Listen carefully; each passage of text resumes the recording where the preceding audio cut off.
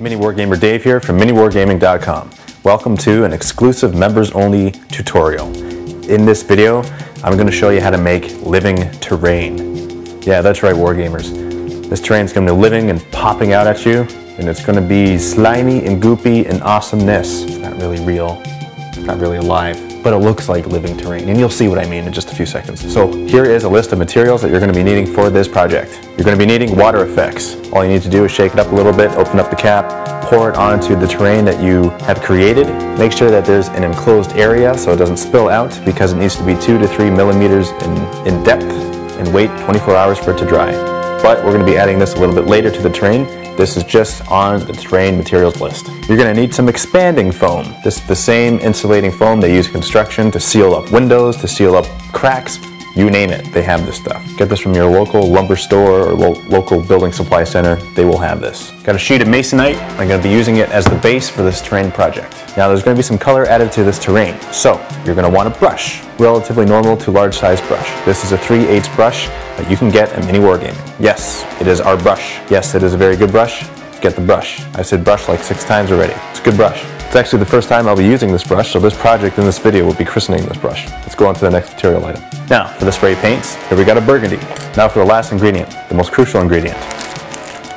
Swedish berries. That's right. There you go, Wargamers. Step 1.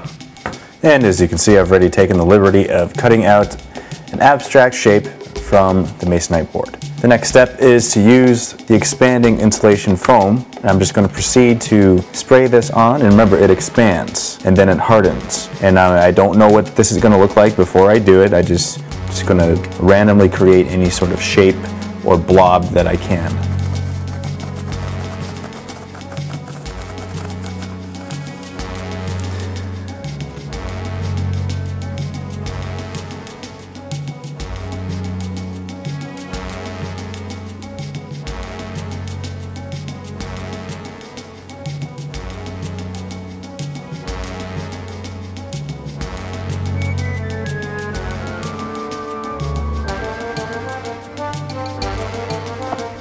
Now, it doesn't look like much right now, but after it expands and then hardens and dries, we can come back and we'll see exactly what we've created.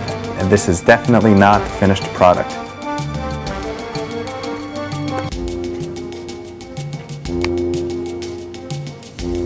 So after waiting a few minutes, I've decided that I'm going to add a little bit more to this terrain piece just to make it more interesting.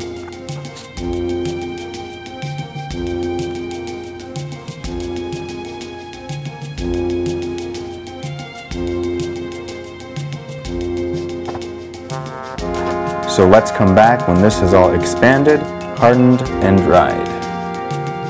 Now that we've waited a good half hour for this to dry, as you can see, it's nice and hard. Doesn't that look just nice and pustule? Let's go paint this bad boy. In the painting room, it's right on top of another piece of masonite. I'm in a ventilated area. The windows are wide open. And when spray painting, remember to shake up your can well. Never spray for long periods of time, because the little nozzle will get clogged up. And depending on the concentration of the color, you can go closer or further away. The closer you go, the more concentrated the color will be. The further away, the more even spread it will be. Now I'm going to zoom in here just so you can see exactly what we're doing. Let's put some burgundy on this just to add some color.